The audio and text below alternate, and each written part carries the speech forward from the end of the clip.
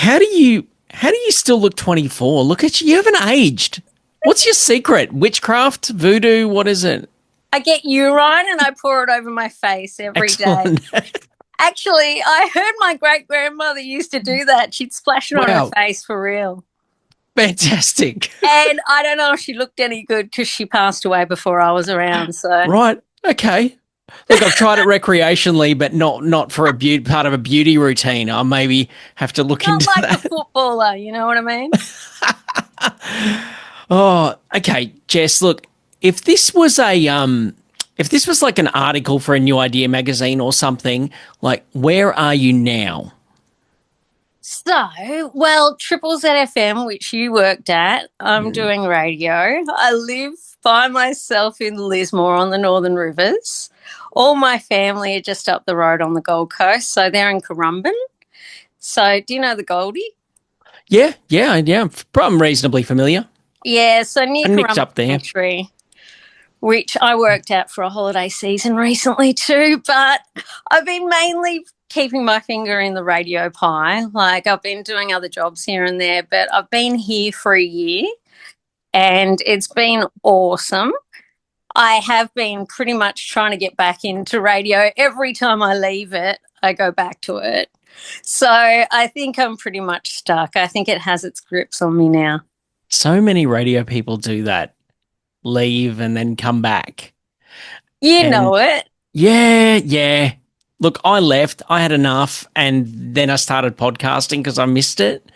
And the good thing about podcasting, I think, is like I get to do like the good bits of it, the talking and making good content, and I don't have to do the bad bits like the endless commercials that you voice or writing copy as my second job.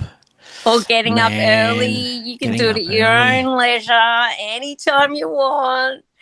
I'm doing production as well, but we have a production guy on the ground, but I guess I do some imaging as well. So I still like to do copywriting and production just because the more valuable you are, the more chance you've got of staying in your job. But AI might take us all out soon, so I don't know if it's safe. It might. I guess imaging, for anyone who doesn't know, that's those little bits on the radio that you'll hear like Triple ZFM.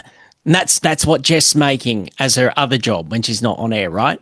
And that's exactly it. And my co-host, well, a co-worker, I should say, who you know called Ruth, she tells me that she needs to give you a bit of a pinch and a punch because you used to be quite brutal with each other. So she said to give you love, but with a kind of punchy hug. So... Oh, yes, Ruth. There's you meet some absolute gems when you get into radio, and Ruth is one of those genuinely lovely people. And don't you feel you always cross paths with the same people again? It's such a small world. It is, and I think it's getting smaller. Because there's like less opportunities. There's the increased networking, as in like more capital city shows are being pumped into regional areas instead of giving regional areas their own show. And I think that's really sad. Well, that's what I love about the Corrales Network because they are keeping the regional towns alive. Like we're still doing live and local. So there's still a few jocks, which announcers get shafted in so many different regional areas. So it's nice that we're still connected to the Northern Rivers like we are. Why do so many of us ex-housemates end up in radio? I think it's just the connection with people, isn't it? The communication. And I think it's not so rigid. When you go to an office, I mean, there's been places I've worked at, like call centres, for example, and you're so on the clock by the minute that I could go to the loo and then they ask where you've been. And I feel the freedom of expression that you have in a workplace like radio, you can kind of bend a bit. There's flexibility and you can be your creative self. You can be kind of, wild and crazy and it's accepted. And I feel like I can bring my own vibe. Don't you think you can just wear whatever you want? Oh, yeah. It's not so uniformed. I mean, it may be different in metro areas because the bigger you get, I think they have more rules. But where we are, we can just kind of roll the way we are and get out of bed the way we are and everyone accepts you there. And I think I love the fact that you can just be like that and people accept you for who you are. It's a good workplace for weirdos. I think so. I think that's actually a prerequisite. I think you Yeah. have to have that on your resume. But it's funny, a lot of people, did you find this? After you're on Big Brother, they always go, oh, you're just a Big Brother person trying to ride on Mhm. fame.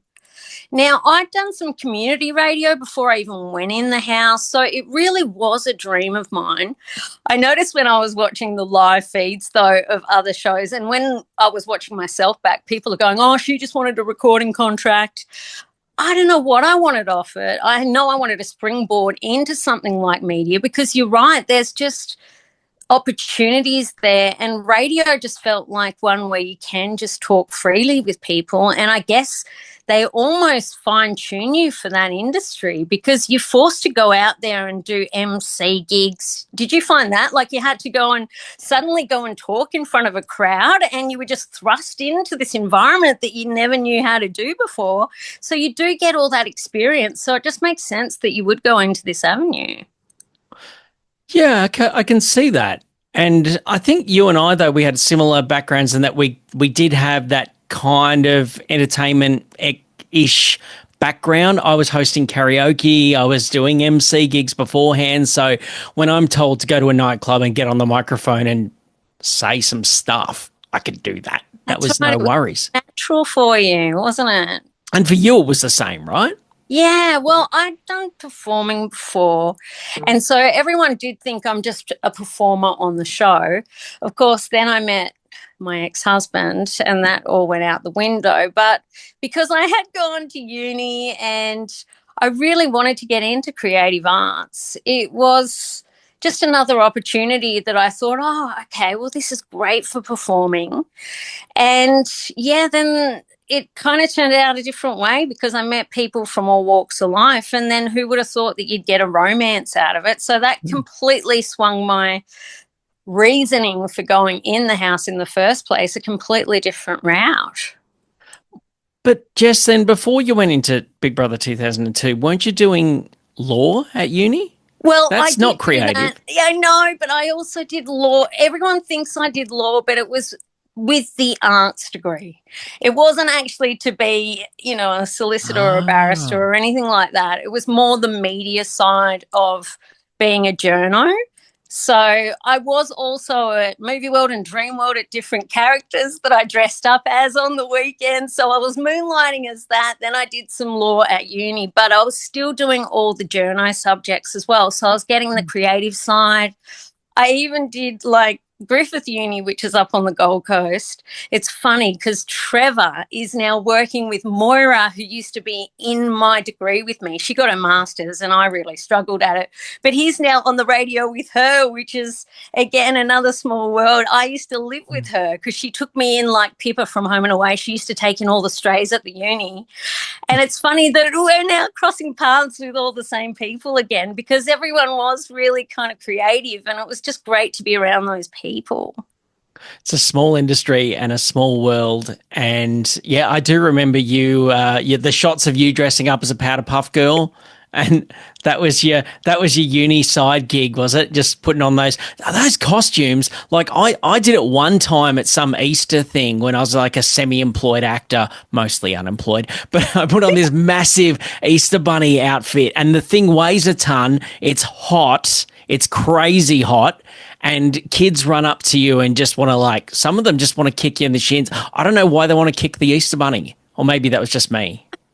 No, it is a scorcher, you're right. It is hot, but it's also brutal in the way that I just find this part really funny. You're right. They either want to crash tackle you, so you end up having to have an escort, or they go to grab your nuts if you're playing a male role.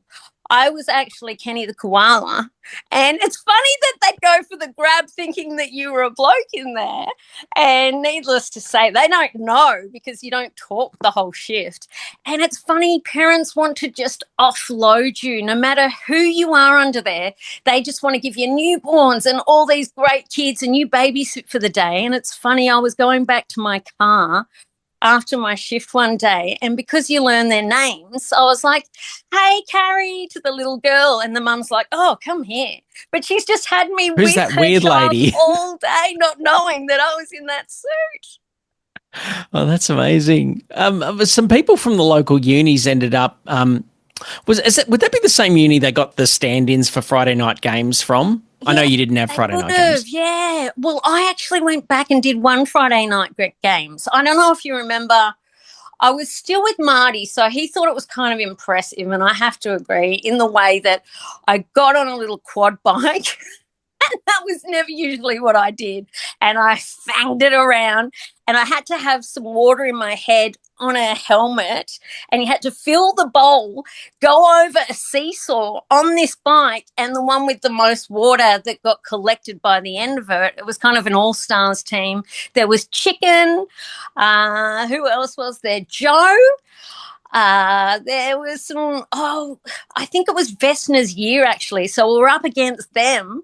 And of course, Fitzy and Brie and Mike were doing the commentary, and it was just a great time. I loved it. And we won $5,000 out of that for being the winning team. Nice. So it was epic. Nice. I mean, you didn't get Friday night games while you're in the house, right? No, you And did know, hey? oh man, in '07 Friday night games was at the peak. It was so good. And it was the massive, it was just this amazing like we're around about the same age, even though I look 20 years older than you. I grew up watching this show It's a Knockout, and Yeah, same. it felt like being on It's a Knockout. You go into this a big shed, which is less impressive than it looks on telly, but you go and you play these awesome games on these massive stages, make a hell of a mess everywhere, and then just walk out.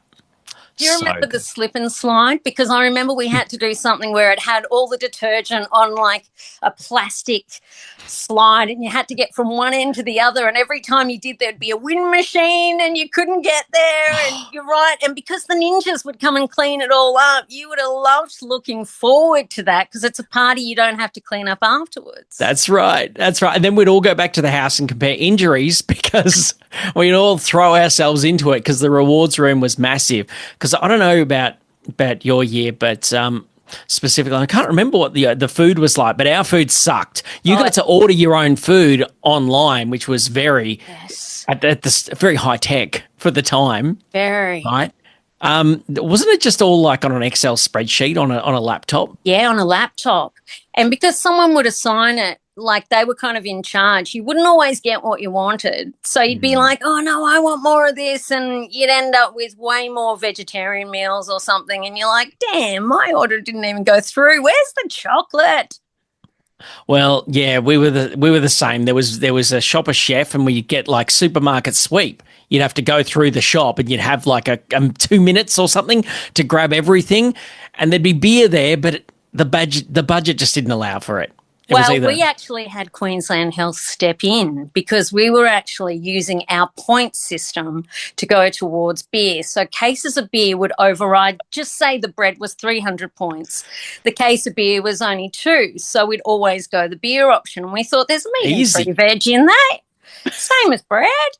And anyway, they said, no, you're actually taking too much alcohol. We're going to have to trade it for nutritious items. Oh, wow. So they took some of the booze back. See, our theme was environmentally friendly, so we had a lot of a mainly vegan diet, and it's pretty rank. Most of it, like the vegan milk, you can keep that. The vegan yogurt was just the flavoring kind of masked how rank the yogurt was, but it was edible, but only just. But to this day, I forgot about the powdered milk. I don't want to go anywhere that. It was rancid. It was worse than baby spew because you know how a baby used to have the powdered milk? It had that wafting smell. And if you ever wanted smell it now.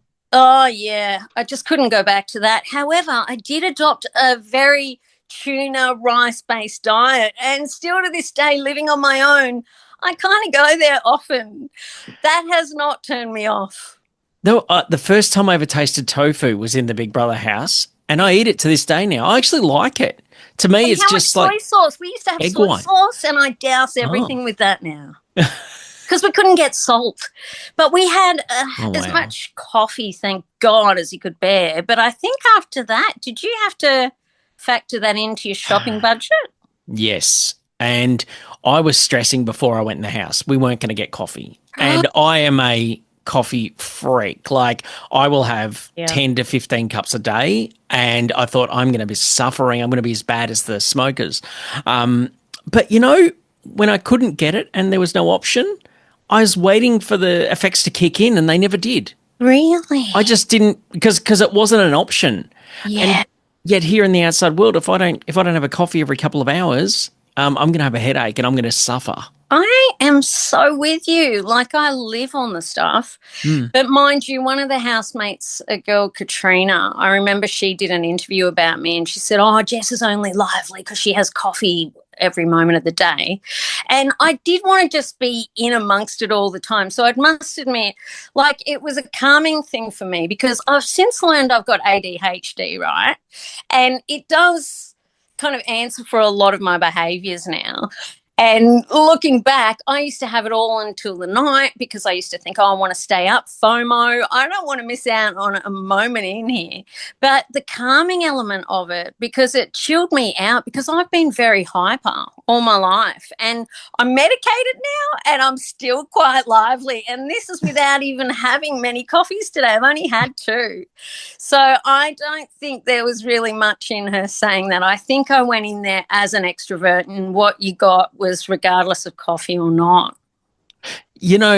I watched a little bit of it back to for research purposes, and I was looking back, and it was quite evident that you had ADHD, and I was actually going to ask that question. It was, you look back, and it's like, in the lens of today, it's because it's so common now. You can see those traits, and they're talked about and not hidden. And I thought it was really evident, and I was going to ask you that, so I'm glad that you brought it up. That's one uncomfortable question I don't have to ask you. There's only probably 3 other really uncomfortable questions, so bring them on. We'll do but those. Even my mate, who's also ADHD, I've got to tell you this, his therapist, when she heard that I had it, she was like, oh, yeah, I could have told you that. I'd diagnosed it from the show, and you've seen the same traits. So, but where I felt like people at the time thought I wasn't listening, it was just that my brain was bouncing to the next, because I know they showed cutaways of me like looking like duh, and even Human Nature said, oh, there's not much going on up there. I just think I had so many hurried thoughts that I couldn't put them into a box, and I was taking a lot of it in, but it probably looked like I was just being a rude cow. Now that I know, there's actually, I don't know, more going on up here, but I just couldn't categorize where it was meant to go. And so it was just information overload. And I just needed all of those housemates in there all the time to have those chats because I just loved them. But it might have looked like I was just blankly staring off into the distance. But surprisingly, I took it all in. It was just that I overthink so much. I just thought, oh, how embarrassing looking back. Like, there were really deep convos, like Nathan, who was in my house, and he'd lost his brother. And I remember we had to do a challenge where we had to remember. Getting to know each other things. challenge? Yeah, do you remember? Yeah, getting to know you. And I remember we were in the bathroom, and then he said, oh, who do you have as your siblings? And then I remember asking him back. Now, we'd seen this footage of me actually going to cry knowing that he'd lost his brother. And I, in that moment when we had to be challenged on it, I forgot that he'd lost his brother. So we're in the bathroom, and it shows a scene of us going, oh, who have you got again? Oh, yeah, I lost my brother. And I was like, oh, yeah. And the fact that it looked like I didn't even remember that, it just looked really like I had no empathy at all. But we've both gone through that now, and Nathan and I are so close. And it's not just because of that, but he knew my brother, and knowing about Graydon, his brother, like, we just have that real soul connection over it. And it's amazing that somewhere like the house, through tragedy, like, we've really grown such a bond through that.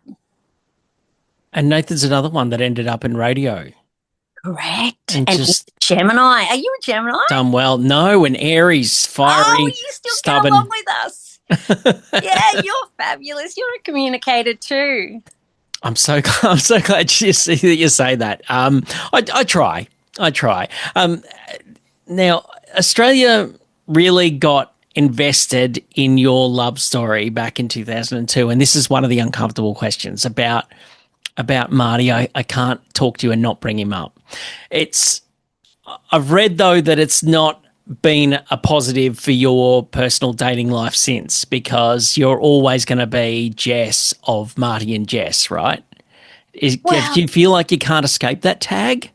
there probably is that, because if you ever look back at a season, it's funny. People will say, "Oh, which season were you on?" And then when you say season two, "Oh, yeah, Marty and Jess." "Oh, you're that Jess." It's the only way you can really twig on which season number two was. It was the Marty and Jess thing, because we went on to do the special. We got married. Hmm. I feel like, of course, people are going to talk about that. I don't blame the fact that I haven't found the love of my life since then.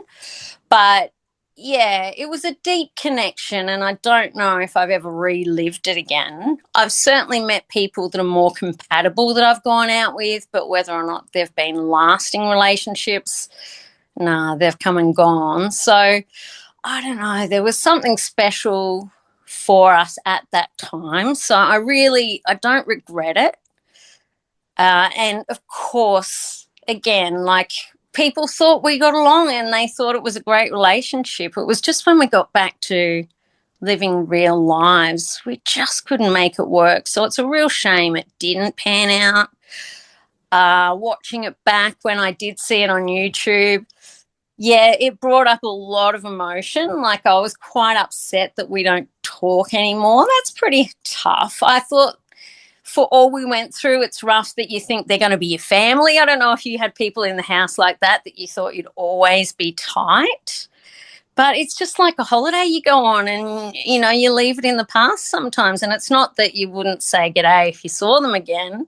It's just that it's a shame that we've let that fall by the wayside, because he's got a family. And yeah, I do find, my mum loved him, and it was a treasured part of my life, but I certainly left it in the past.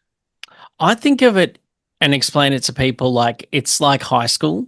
You go through high school with these people and you think we're going to be tight for life. And then Yeah.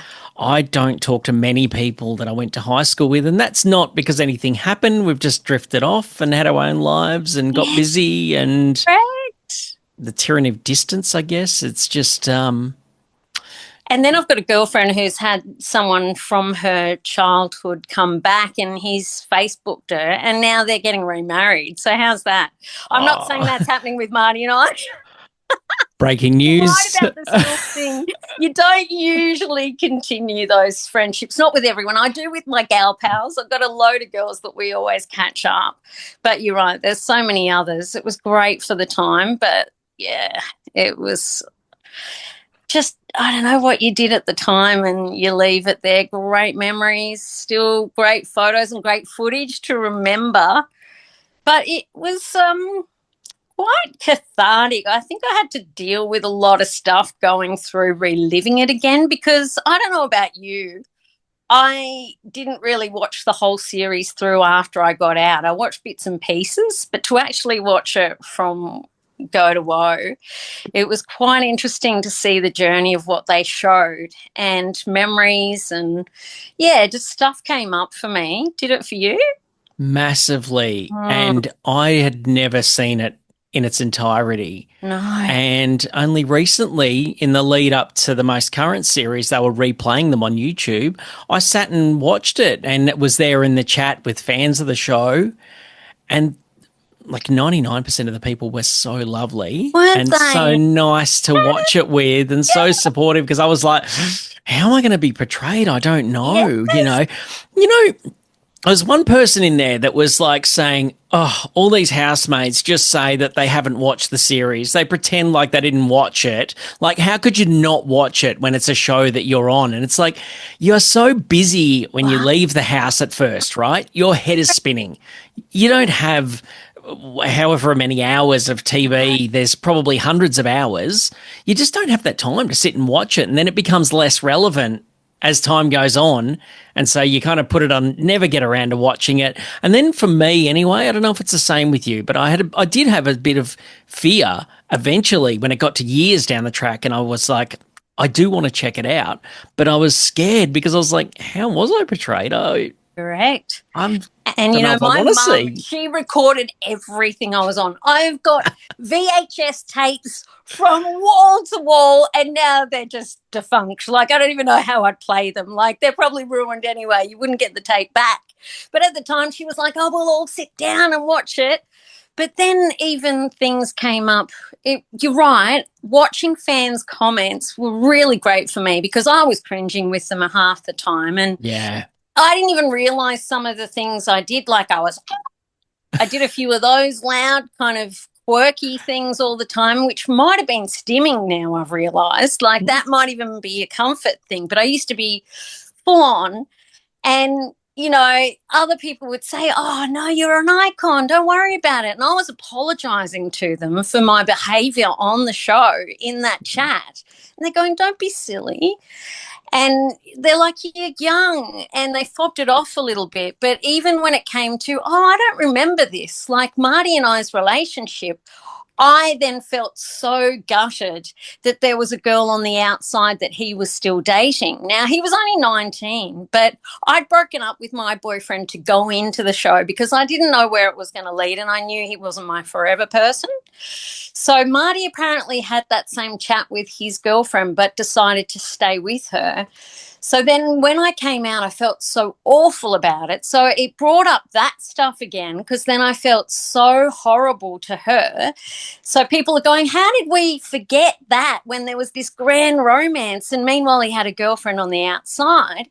But then other people didn't remember that he then pashed a girl, which was Sarah, another housemate, while I was watching. So I went through the same thing as she did because I was warned by Big Brother ahead of time. There's going to be an episode tonight. There's going to be a 7:00 show, the G-rated one, and then the uncut. And I was with one of the other housemates, Damo, and we sat down to watch it, and that was heart-wrenching for me. So to relive that as well, knowing that he had got it on with a girl before even leaving the house, I was like, so Let me just check my notes, Jess. It says here that you pashed a girl in the hot tub. Yeah, I did that in front too. of him. So you did the same? Yeah, but not out of the house. He knows that right. he knows that I swang that way, right? I even pashed a girl out of the house and he had a problem with that too. So it's interesting because I was so I thought at the time, I really was open to that. It was funny that he pashed her, he pashed me, I pashed a girl. We did all that together in the house, but he was still awaiting if he'd won that last week. I was 6 days out from when he came out of the house, and the fact that he got with her all night until 2:30 in the morning to watch that back was pretty, I've got to say that really did kind of rip my heart out. But we got through it when we got out of the house. But it goes to show with open relationships, where's the line? Like, you've got to really communicate that, because I'm far more into monogamy now, having been married. But at the time, because we still were young and having, sexual flirtation and all of that, like, this is pretty scandalous. We used to go to strippers and watch hot women. Like, it was pretty crazy times. Like, and why not? If you're both into that, there's nothing wrong with that. That's awesome. Yes. I can appreciate good-looking women. But yeah, it got a bit dark when it came to, if either of us got with someone else. So yeah, that's where it got a bit messy, because it's all well and good for fantasy, but I think when it came to the actual reality of that, he is really traditional too. So I was very fluid, as you might want to call it now, where I wasn't really sure of my sexuality. But I think I'm now just into gents. I think I just like the blokes. And it took me time to kind of work through all that, though. It was like, you're young in your 20s. Like, I just didn't know. I was finding myself and never thought I'd get married. That was not a mistake. But I think coming from different backgrounds is where we didn't mesh. It was a bit hard for me to kind of find my way on the farm, the same as him trying to come to Melbourne and try and work out city living, and then he came to the Gold Coast and that wasn't his jam either. I find it was just a real sad state of affairs in the way that we couldn't make our worlds work outside of that house. We did for a year up in Darwin, which was ace. We had the best time up there. But following that, when everything kind of died down, it was just sad. Like, I don't know, I felt like the reality was really, like a soccer punch in the way that I just thought we'd always be. And when we couldn't make it work, that really hurt. Because he knew I was like that, and I knew he was like that. But then I think just making that actually fit, it just couldn't, because he didn't really want me working in media because he wanted to go back to his life on the farm. And I still wanted to do those things and take advantage of the radio thing. And you couldn't really do that from home back then because there was no remote option. Like, we couldn't do a podcast, which would have been awesome now. Like, how good would that be? But not back then. We didn't have that facility. So we just had to make it work. And I just didn't feel like I belong. We loved each other's family and friends, and that all worked. But if I was to have kids, for example, it was just far too far away. Like, my family were on the East Coast, his were on the West. And I think that's why Darwin works so swimmingly well, because we had to learn to have our own lives up there without our family. It's right in the middle. Yeah.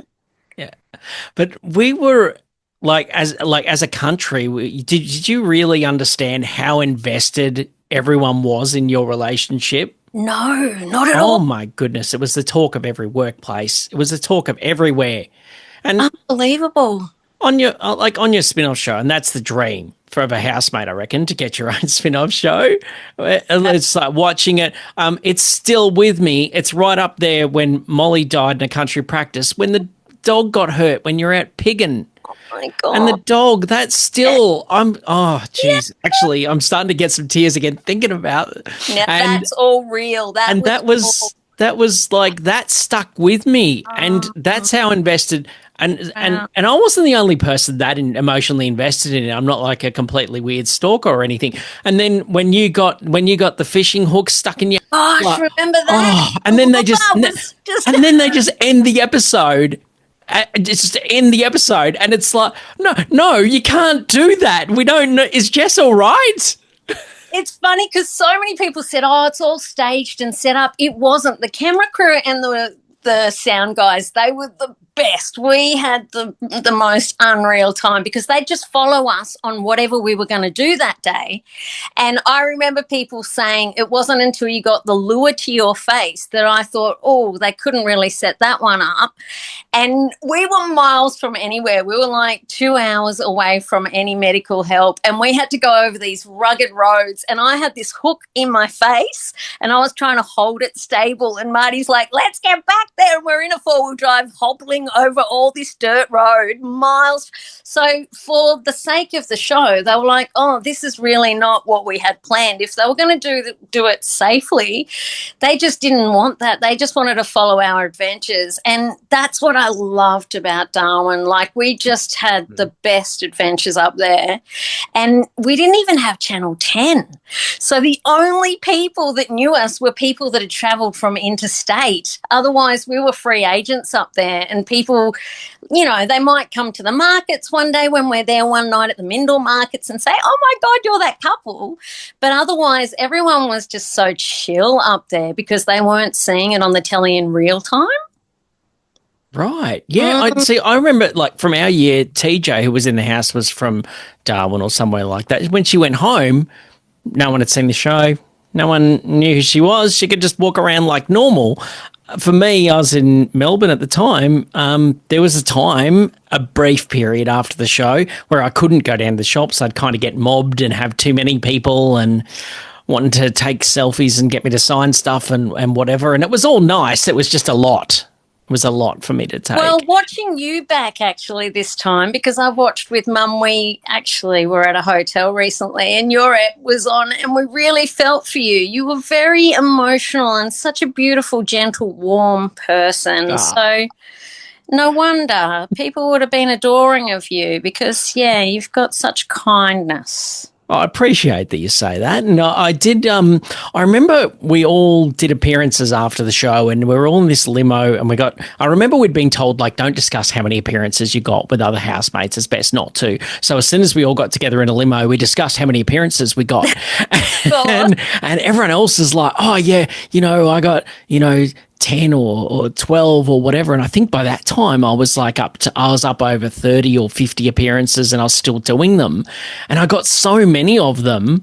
And I was just like, I just went around doing every nightclub in Australia because I get so nervous. I'm not comfortable in a nightclub at all. But when they were paying me like, 1,500 to like $7,500 maybe to show up at a nightclub for 45 minutes, I'm there. And I'm saying, sign me up for as many as you want. I will be there. Exactly. The appearances afterwards is where you actually start to make some money because you make nothing on the show. We got $500 a week to make sure we weren't homeless by the time we got out. That's right. And then you can actually go. When we finally got that money come through, I took my brother to dinner and we thought we were loaded. We thought it was like, rags to riches, our story. We're like, oh my God, order anything. It just felt like what, when your $500 came through? Yeah. So you really? Yes, did you go and do nightclub appearances and all of that stuff? Yeah, I did. Well, like Marty and I did a lot together too, which was funny because like there were girls throwing themselves at him and he was signing boobs and everything. But yeah, we did a lot together, which was great. But I remember doing a blue light disco and I had no idea. I was a kid at school, like me, trying to give them advice, going, yeah. Like as teens, I just thought, how are they going to relate to me whatsoever? And I'm saying, you got to come back to these things because I used to love going to the blue light disco when I was young. Like I remember breaking out of my mum's house and I broke the window and it cost $350. It would have been my appearance fee. Because I had to go to that thing and, I just couldn't even believe that they would pay $3,000 for me to come back and talk to these kids. I was just like, how am I the person to be doing this? Like, I'm no kind of role model in any respect. So I did not even know what to say or do. I remember dancing for a little while on the stage because I thought, what do they want from me? I didn't even know what I'm here for.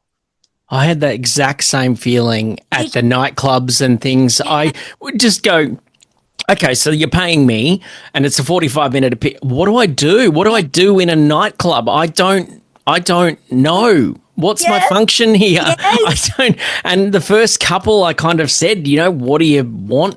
Do I have to mop? What?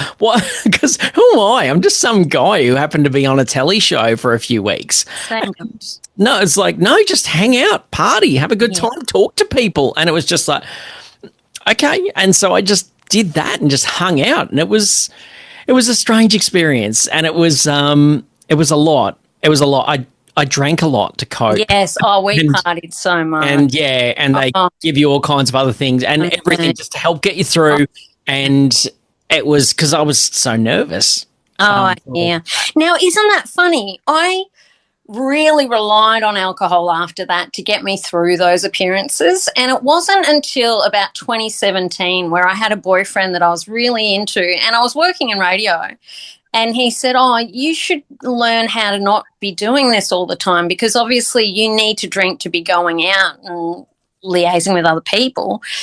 And I thought, you're right. So I actually cut the booze for 2 years straight and I was just completely a teetotaler. Like I just thought sober, but I knew it wouldn't be for life. But after that, I had really learned how to put myself out there and start engaging with people without the need of a drop because honestly, I just thought the onslaught of like so many people knowing who you are and everything, I just didn't feel like I was enough without being this over the top, oh my God, I got to party with you, let's have shots and whatever. And I'm not blaming Big Brother for that, but there were just so many great times that of course you'd just get smashed. And like looking back, I was so reliant on it. And then thankfully I realised, you're right, I probably am needing to pull in the reins here. And now I can actually enjoy a drink for the taste and just for the, hanging out and socialising rather than needing it to socialise. That's good. It sounds like you have a healthy relationship with alcohol now, and it just took you a bit of time. Is Yeah, that just maturity thing? Is it, or was there like a one kind of wake up moment? I reckon there were a few that were mounting to the moment because I just think, there's times where you got so written off that you were like, what did I do last night? Like, you know how you have those little, have you ever been there where you get that memory of, flashback? So many, what Jess. did I do? So many. There were too many of those. So then I was like, I don't think I would have behaved that loose if I had have been sober. So then I thought, yeah, I definitely have to get a handle on it. And I even think with Marty, both of us, because he even stopped drinking too, I believe. Like the last time I spoke to him, he'd gone, stone cold sober as well. I don't know if he's drinking anymore, but we were both very aware that we did drink a lot back in those days. We really did. Like even in the house, we were using funnels and doing beer bongs and all of that kind of thing. And it was wild. We had the best. What? That didn't make it into the final cut? I don't think it did. No, I didn't see it. We had these craft instruments that were all left over and it had tubing, and I just recall we were all having a go of pouring like the alcohol down the tube. So I think this is why we got a stern talking to, because, it got a bit out of hand. Oh, it's funny the stuff that didn't make it. Yeah. We had very controlled amounts of alcohol given. So I felt like it was almost a bit of a trick too, in that for ages when we got beers, it'd be like maybe 2 or 3 per person. And keep us like that for a lot of weeks. And then one week, just give us like a bunch where you'd have a few bottles of wine and you might have 8 drinks. You might have, which in the outside world wouldn't be a crazy night. But because your tolerance had been lowered, 8 or 10 drinks was a massive amount. And that's when I was absolutely smashed in the house. And I would say to people, anyone who's going in, I'd be like saying, try not to get drunk in there because there'll be plenty of time for that on the outside. Don't do it. But did you ever have like nights that were geared towards maybe a cocktail party, or you had a pizza night? And you used to look forward to those because that was the moment you could let your hair down. But you're right, save it for outside the house where there aren't as many cameras. Well, there's cameras everywhere now, so you can't escape them. And that leads me into talking about showering in the nude. Now, you said you had this agreement in the house. You said 3 days. I'm going to keep my modesty, and then I'm just going to say stuff it. Wasn't it by day 2 the girls were just like, nah, bugger this? That's right. And just showering in the nude, and you had up late, so there's footage of you showering naked. Has that had, and I did the same thing, but I did night 1. I went, I'm going to go nude. Yeah. Just do it. But I'm a guy. I think the stakes are lower. I think it's a different standard. True. Not as many people cared if I was naked, I don't think. I think it would create a bit more excitement. If you and I were walking down the street naked, it'd be a different reaction. I don't think so. But you know what? Different reactions. It was funny. I didn't realise how calculated it was at the time, but I kind of figured if I was a goofball in the shower, there was nothing hot, sexy and steaming about it. So I did sing a lot, which is off-putting for most people. And I did act like a bit of a knob in there. Like I used to remember just kind of talking my way through and laughing and joking, and like, because girls would come in and you'd sing along, and I feel like it took away the this is sexualized element. I think it was a bit more fun. But because I just did not want to keep my swimmers on at all times, I just thought, how unhygienic. It's a gross feeling. Yeah. Showering with jocks on is horrible. You don't feel clean afterwards. Not at all, especially after being in the spa, right? Like, you do that often. I thought, how grotty. So, you forgot about that. I have to admit, that all went out the window, even though that was something I promised Dad I wasn't going to do. But, you live and learn. Regrets did it have any negative impact on your life?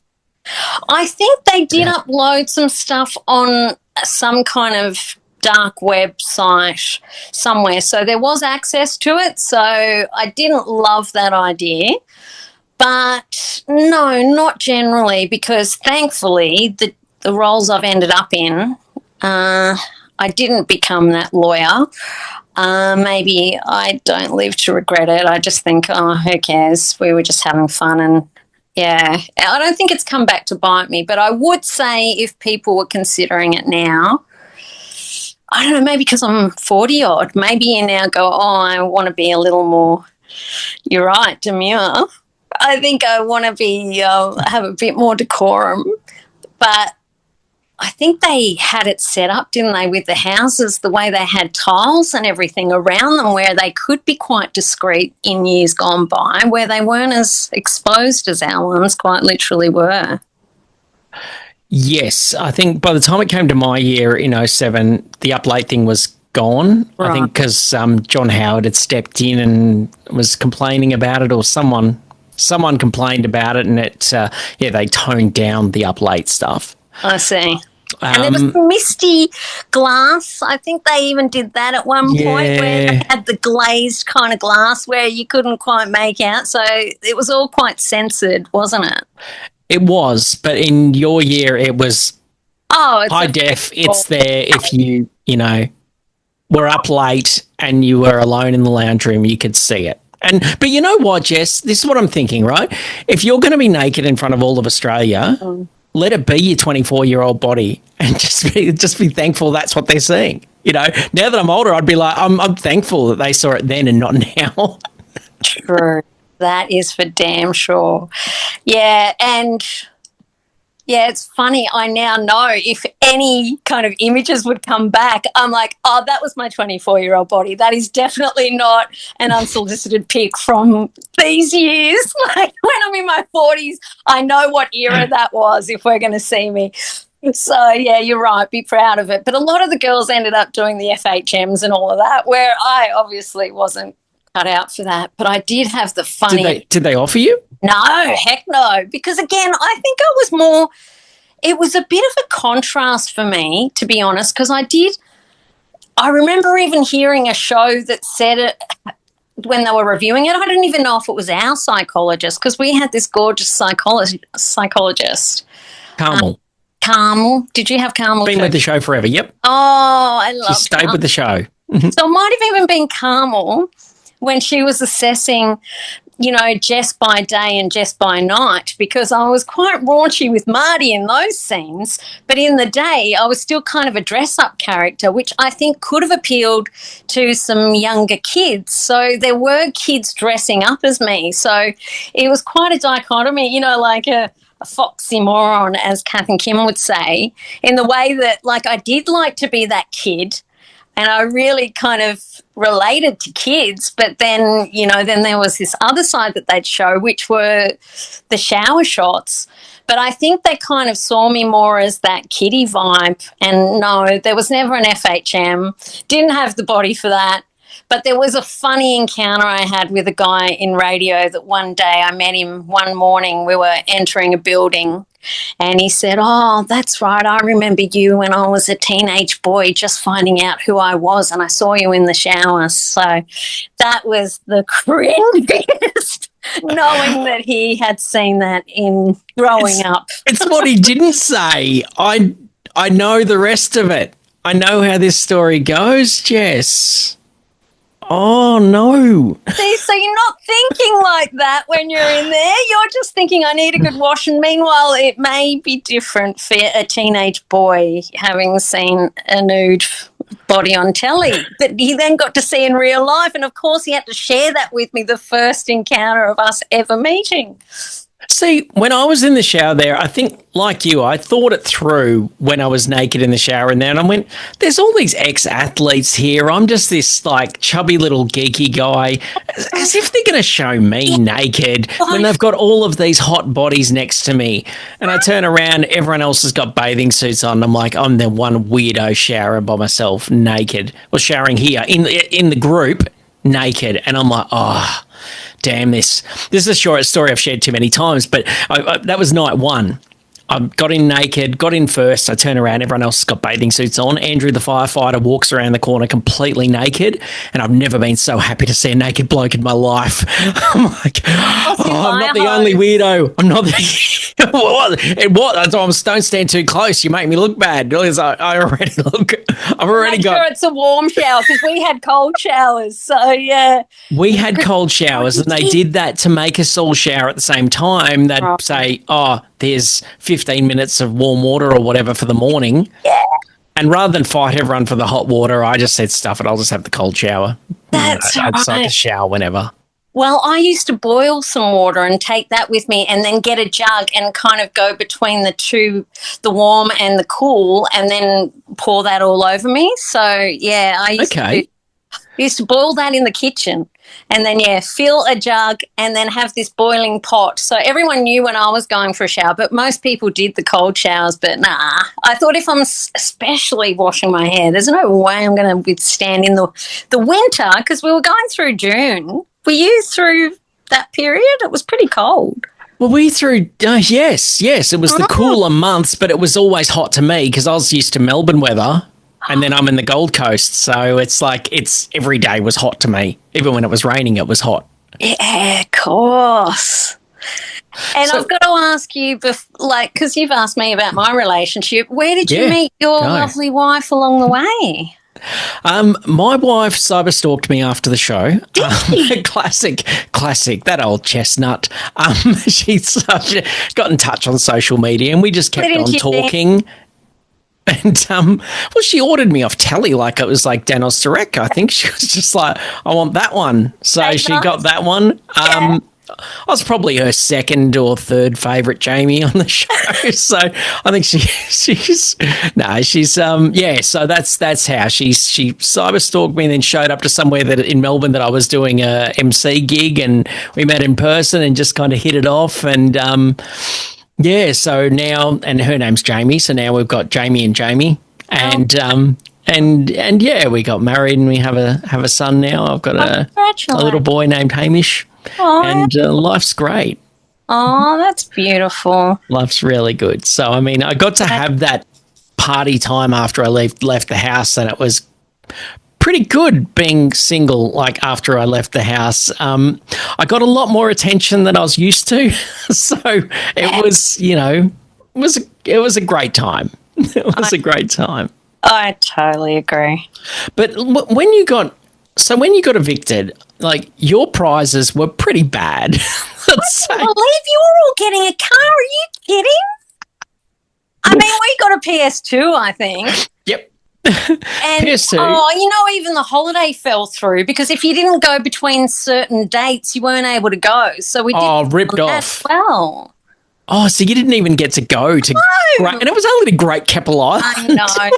Well, Marty and I ended up having some other mate. One of my mates called Fergo. He used to work in radio too. He actually rigged it up that we could go somewhere off the coast of Cairns. We went to a little island up there and we had the best time. So we called that our honeymoon because we didn't go on one, and he teed that up instead. But yeah, Great Keppel would have been nice. We would have gone together, but yeah, we blew that. And then 5K on a MasterCard. I think that was about it. That's what you got. That was cha-ching. That's when I really thought I was rolling in the money. That was huge from the MasterCard challenge with Gretzky, like with Gretel. Oh, that was so unreal. I mean, 5K doesn't sound like a lot now, but you got to think that's $2,002. That's a lot more money than what it sounds now. Oh, that was massive. Like that.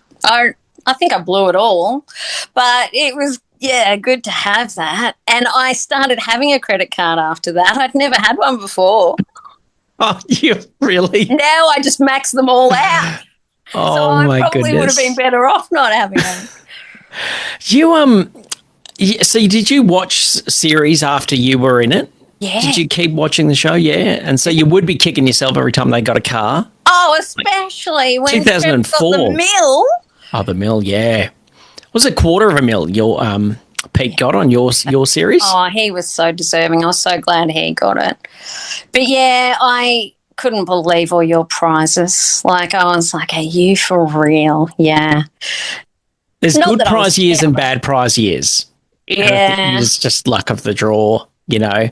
And I mean, now, even if they don't get good prizes in the more contemporary series, if they've stopped largely giving away cars.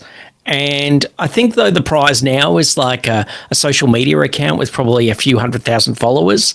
That's worth something, right? True, that's still valuable because you can write off the back of that and earn some money from it. So, yeah, I think there's something in that too. But, you know, your one, I think, did you have the money was a prize pool and then you got fined, so they were deducting the amounts. Is that right? Was that Kind of, yes, kind of. So we had to earn the prize money. So it started off at 0, and then depending on how well we did in the task, they'd add more to the prize pool. Right. And I never cared because I didn't, from day one, didn't think I was going to win. So I was just like, I don't care. That's fine. Doesn't matter what it is. If it's 100,000 or 1,000,000, it's no different to me. It's just extra zeros. $5 grand was such a bonus. I was Yeah. like, oh, I did not expect that because there was no way I ever thought I was going to win. And I really thought from the moment we got in there, I knew the winner. I didn't even think Marty was going to win. But I think he blew it when he got with Sarah, to be honest. He should have just held off. He just should have held off. You know, I agree. I think that cost him because, like I said earlier, we were all very invested in your relationship. So that we all felt that betrayal. So watching it back, then I felt like, he really didn't mean all of what he said in there to me. I then started, really second guessing, going, I thought I meant so much, and yet, damn. No, I think you did. I believe he did mean those things. This is my 2 cents, but it's not just blokes standing up for each other. It's like, I really do believe, because when you're in there, the people that aren't there kind of disappear, and your whole world is in that little compound, and that's what people don't understand about the show. I think there's a number of things they don't understand, and one of those is that the outside world really does disappear. You don't think about world events or what's going on, and even the people closest to you in the outside world, you think about them less the longer you're in there because they become like more of a memory, and it's almost like they're just not there.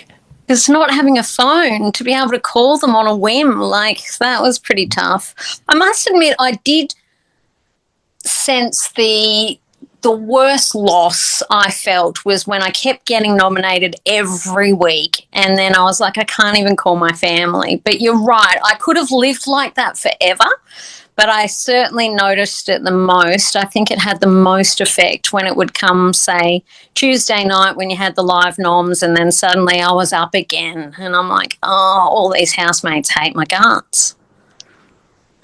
That would feel... Yeah, I can understand how that would feel bad. But it's so good to have a comrade, like to have Marty there from the start. Like, we were just besties. And Nathan I was really tight with him too. Damo left early, so I lost a mate in him. But Pete, the longer I stayed, Peter and I really developed a good friendship too. And I just thought he was going to be the deserving winner in the end. You know, as much as it hurts to get put up, when you're saved, that's an amazing feeling as well. That's like a self-affirming thing. I'm like, at the time, I was sitting there blown away going, people are out there spending 55 cents per SMS to save me, spending their hard-earned money to save this random dude they don't even know on the telly. And I felt loved. So cool. And then coming out to that, like, that was the best. Like, when people say you want to be famous, I think it was more about, again, the acceptance from people that really related to you or really felt you were part of their family because you had been in their living room. Because remember, TV was such a spectacle then. Everyone would honestly watch it every night and then know everything about you. So to come out and they'd be going, oh, yeah, Jess, as if I knew who they were, but they were like, oh, you got to come round for Christmas.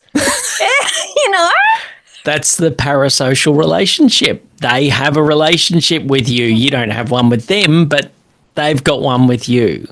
And that's when I felt they beautiful had in a the way. right to have a a part of our relationship. Because if they'd asked them about, this is where you say, oh, how do you feel about the Marty thing? Well, to me, I felt like we'd open up our relationship to them, so they had every right to ask me about Marty. I've always felt that, like, not that we were characters on a show, but for example, if Sally was in the street from Home and Away, people would probably go up to Kate Ritchie and still ask about Home and Away, because that's where she came from initially, even though she's in radio and she's, had so much of a life beyond there. It's not unusual that people are still going to want to go back to that time, and I love that nostalgia about it. I think it's great because that is connection. It is that connection and that feeling I will never forget. I think it's probably the greatest moment of my life was walking into that arena and hearing all these people chanting, Jamie, Jamie, Jamie. What a moment of just, wow, all these people showed up at this place to watch me walk out of a house. Oh, my God. I looked like I was off my head. I was that ready to explode. I was that excited about it, because couldn't you just feel the energy just radiating at Dreamworld out of that crowd? You just felt so alive. You felt like a rock star. Oh, an amazing moment. Still perhaps the greatest moment of my life. And you were jumping out of your skin. You were on something, were you? Everyone thinks that. Yeah, you were. My mum said to me, have you taken something? And I'm like, no, I'm just on an adrenaline high. I was just so buzzing. And to see them, like my mum and brother, like just to have them there and just the beaming smiles from them. And then even, how after, like, sitting down with Gretel and going back to, they had a bit of a party. They had a do at the hotel and you could have your loved ones there. It was just such a moment. Like, you're right. You'll never forget that.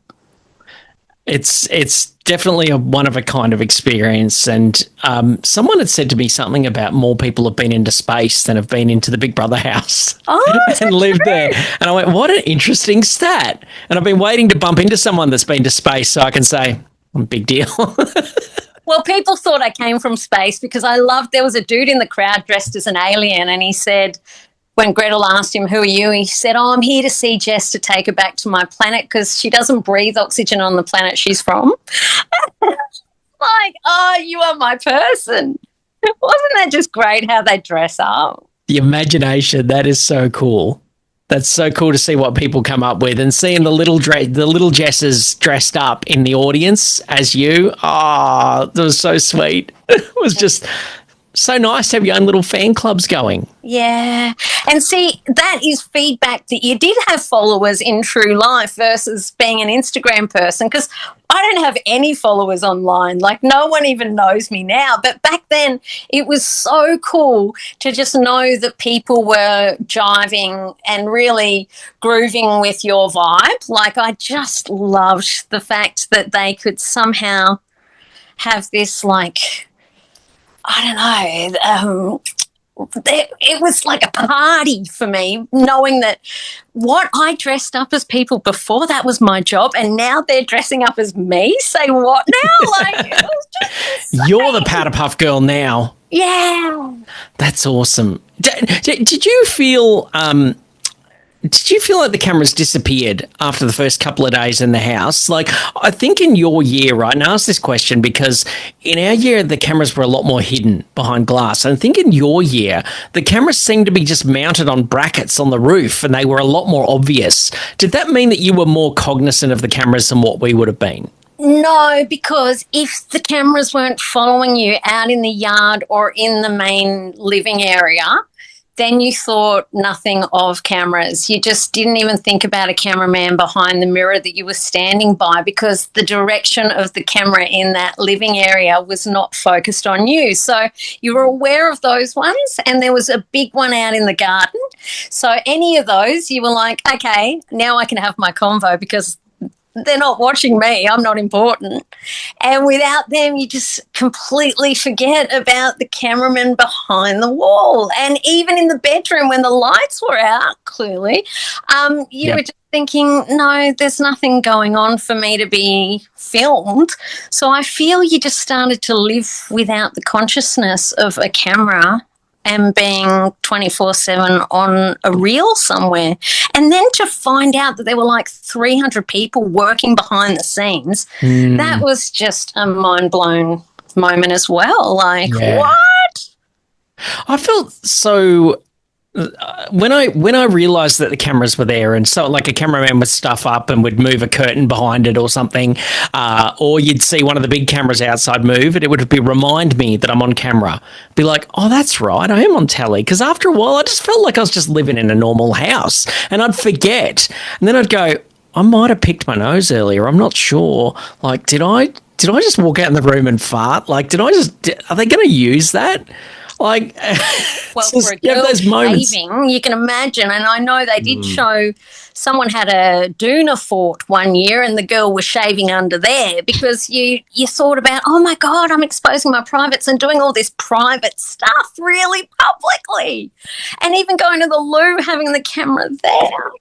Well, didn't they give you the talk in lockdown? Like, I remember a producer coming into lockdown and saying, we do have a camera in the toilet, but just don't do anything interesting in there. Don't give us any reason to use that footage, and we won't use it. It was everything other than going to the loo they said they'll use. They said just for security purposes. Please forgive me. I've just got to head out to a fundraiser, funnily enough, and I've got a lift coming out the front. She's just texted me. Oh, goodness me. But I do recall them saying, if it's not you actually doing your business in there and if you're doing any other business, then it means that we might show that on the telly. Right. Yes. So I used the toilet for business purposes only. I made sure that I didn't give them anything else. Yeah, I never took Marty in there. No. Anyway, I heard some people even, would go there to do things in there that I've heard of. Didn't you hear of things? I heard of people going in there to do that, to take care of those kind of things, relieving themselves. And I didn't do that because I was scared it was going to go on telly. And that's why I had, like, even at 29 years old, I had 2 wet dreams while I was in there. Woke up and had to clean myself off because I didn't want to be on the Dancing Doona episode, so I didn't nothing. But then after, months, it builds up and then your body just gets rid of it. So that's probably too much information, Jess. No, I needed to know that. Yeah. I think that's very important because not everyone knows, and people in the street will ask you that kind of stuff. I know. I'm happy to share that. So, you're welcome, Australia. I want to know, have you had a freaky fan encounter? This is something I've asked all the ex-housemates. I've had a few weird things. I went and visited a friend in hospital, and one of the nurses came up and said, "Oh, one of the doctors here is such a big fan. He's going to want to meet you." And they took me down this hallway. It came out of a room. He's talking to me for a bit, and he said, "Oh, hey, I'd better get going. I've got someone on the table still open." And I just stood there in shock. And I'm like, if this surgeon took time out of surgery to talk to some Big Brother housemate that he's a fan of, he's possibly the worst surgeon I've ever heard of. Maybe he was joking. I don't know. That is so funny. That was so freaky. I'm like, I hope he didn't really leave a patient open on the table to come and meet me. Oh, that is so good. Did you have... Go on. I'm sure I had plenty, but I think the worst encounter I ever had was a doctor when I had told him I'd been on a television show when I was in the UK, and he ended up ringing where I was staying, which was my boyfriend's house at the time, and he asked me out for a curry. Now, the worst part about that, he'd done a screening on my body. We'd been talking about a lot of stuff. Well, that's a positive result, I guess. You must have liked... After hours, he gave me a call at home. But as I say, it was my boyfriend's house. So his mum even answered. This was the year following Big Brother, mind you. Oh, no, it must have been 2 years after because it was after Marty. Right. So it would have been, which year were you in? 2007. Oh, yeah, so it was during the 2006 series. I was dating a guy over in England and we were living in a church, funnily enough. We were living in this top of a church and, one night we got a phone call and it was for me. And, he said, I'd love to take you out for a curry. And I thought, oh, that's not above board. And the next time I went back to that surgery, he wasn't there. I only had a female doctor after that, so maybe he did it with all his patients. But, that was a bit creepy. I don't know, Jess. Your bits must have been in pretty good condition for him to be that keen to take you out for a curry.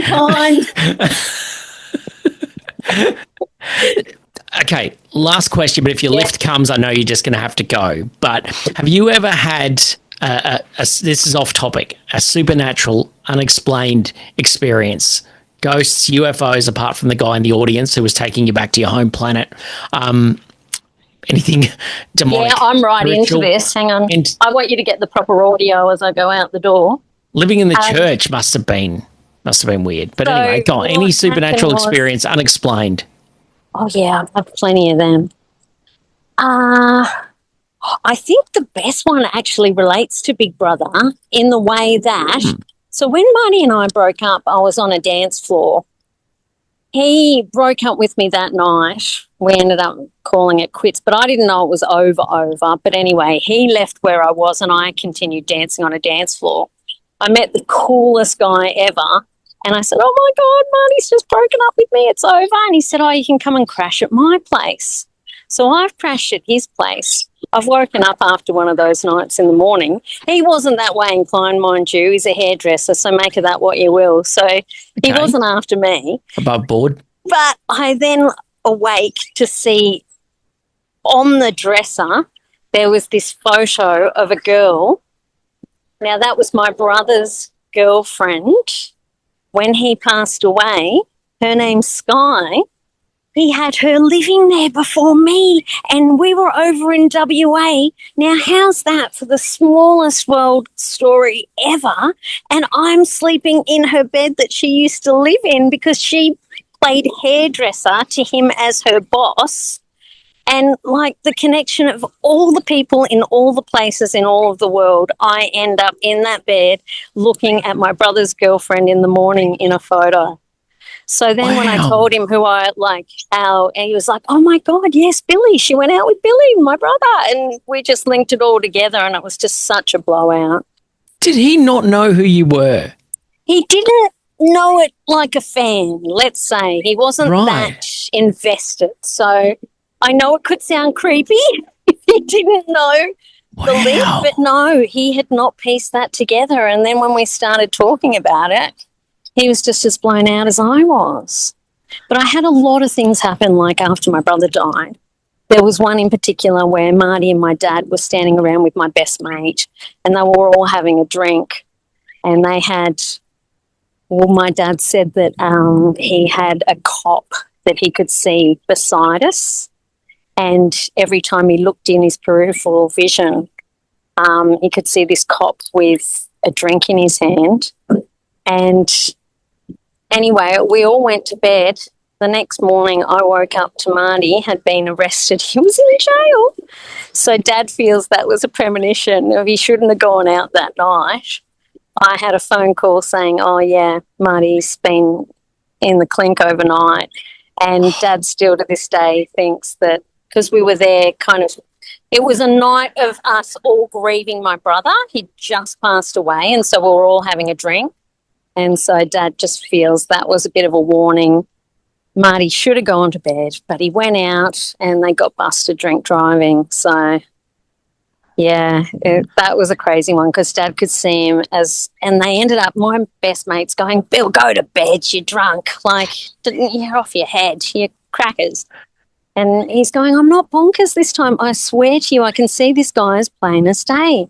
The rest of us all went to bed and, yeah, Marty in the grieving state, went out with some of my brother's mates, and yeah, somehow they ended up in there. And yeah, Dad just feels like he got a premonition before it happened.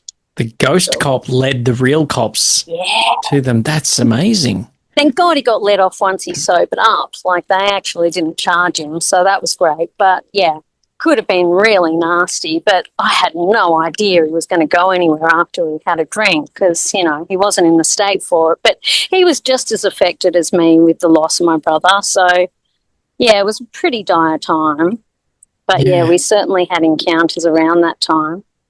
That's amazing. That's amazing. I could talk about these kind of experiences and supernatural stuff with you for hours, but I know that you've got to go. I appreciate you taking the time to have a chat with me, Jess. I appreciate it so much, because I was a fan before I met you. Oh, I'm a fan of yours too. And we've got a connection now, having lived in the same house, worked at the same radio station, and you know, I'll be definitely speaking with you again. So you have a great night tonight, and thank you. Thanks again. It's for taking raising the time. money for the Cancer Council, so we're going to watch her Dancing with the Stars in Byron Bay. So I'm not dancing, I'm just watching others, but I'm going with our lovely receptionist, so she's picked me up. So thanks so much. Fantastic, Jess. Have a wonderful night, and we'll talk to you again soon, hopefully. Love ya, and love to Jamie and Hamish.